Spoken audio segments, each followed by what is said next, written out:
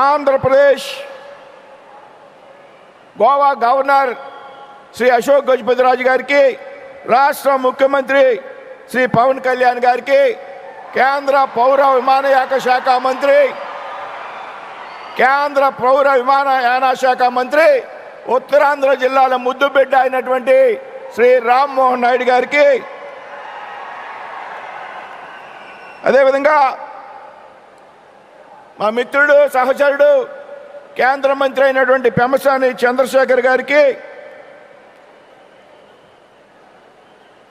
స్థానిక పార్లమెంట్ సభ్యులు అప్పలనాయుడు గారికి, స్థానిక శాసనసభ్యురాలు సోదరి శ్రీమతి లోకం మాధవ్ గారికి, వేదిక మీద ఆశీస్సులైనటువంటి జిల్లా మంత్రులకు, ప్రజాప్రతినిధులకి అందరికీ కూడా హృదయపూర్వక నమస్కారం తెలియజేస్తున్నా.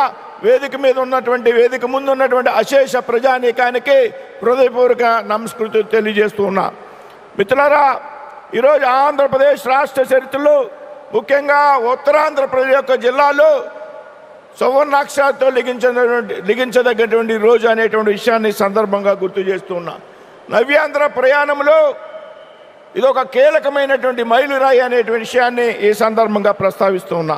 ఈ విమానాశ్రయం ప్రారంభం ద్వారా ఏదైతే ఉత్తరాంధ్ర జిల్లాలుగా ఉన్నటువంటి శ్రీకాకుళం కానీ, విశాఖపట్నం, అదేవిధంగా మన్యం జిల్లాలు, విజయనగరం జిల్లాలు పెద్ద ఎత్తున గ్లోబల్ మ్యాప్లోకి చోటు లభించడమే కాకుండా ఇప్పటి వరకు సముద్ర తీర ప్రాంతంగా ఉన్నటువంటి ప్రాంతం రాబోయేటువంటి రోజుల్లో ఆకాశమే హద్దుగా మారనుంది అనేటువంటి విషయాన్ని ఈ సందర్భంగా గుర్తు చేస్తున్నాను. మిత్రులారా, మనంతా కూడా ఒక విషయం గ్రహించాల్సినటువంటి అవసరం ఉంది.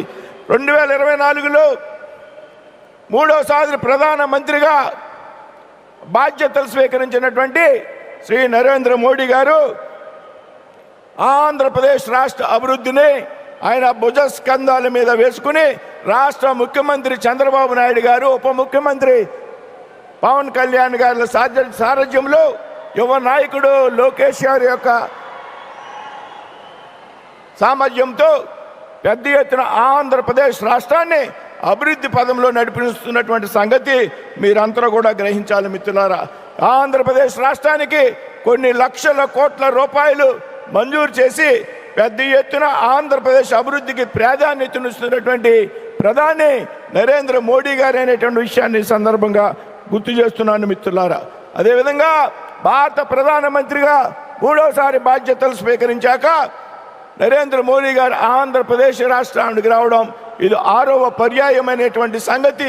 ఈ 6 పర్యాయాలలో 3 పర్యాయాలు కేవలం ఉత్తరాంధ్ర జిల్లాలకు మాత్రమే వచ్చారు. అంటే ఆంధ్రప్రదేశ్ అభివృద్ధి మీద, ఉత్తరాంధ్ర జిల్లాల యొక్క అభివృద్ధి మీద ఆయనకు ఉన్నటువంటి చిత్తశుద్ధిని తెలియజేస్తుంది అనేటువంటి విషయాన్ని ఈ సందర్భంగా గుర్తు చేస్తున్నాను. మిత్రులారా, అదేవిధంగా ఈరోజు మనం ప్రారంభించుకున్నటువంటి విమానాశ్రయం గురించి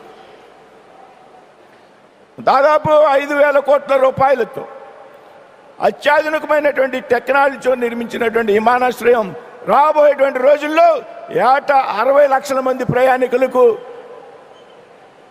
సేవ కలుగజేస్తుంది అనేటువంటి విషయాన్ని ఈ సందర్భంగా గుర్తు చేస్తున్నాను. మిత్రులారా, అంతేకాదు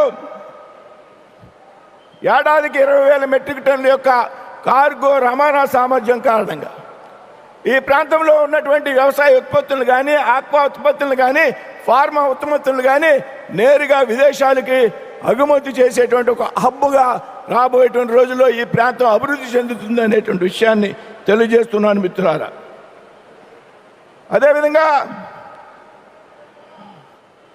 2014లో ప్రధానమంత్రిగా బాధ్యతలు స్వీకరించిన శ్రీ నరేంద్ర మోడీ గారు దేశంలో మౌలిక సదుపాయాల యొక్క అభివృద్ధి మీద పెద్ద ఎత్తున దృష్టి పెట్టినటువంటి సందర్భాన్ని మనంతా కూడా గమనించాలి. ఈరోజు దేశంలో పెద్ద ఎత్తున ఇన్ఫ్రాస్ట్రక్చర్ డెవలప్మెంట్ జరుగుతూ ఉంది. నేషనల్ హైవేస్ ద్వారా, పోర్ట్ కనెక్టివిటీ ద్వారా, రైలు కనెక్టివిటీ ద్వారా, ఈ విధంగా ఎయిర్ కనెక్టివిటీ ద్వారా ఇవాళ పెద్ద ఎత్తున మార్పులు తీసుకొచ్చినటువంటి వ్యక్తి భారత ప్రధాని శ్రీ నరేంద్ర మోడీ గారు అనేటువంటి విషయాన్ని మనంతా కూడా గ్రహించాలి. మిత్రులారా, ముఖ్యంగా విమానయాన రంగానికి సంబంధించి 2016లో గౌరవ ప్రధానమంత్రి శ్రీ నరేంద్ర మోడీ గారు ప్రవేశపెట్టిన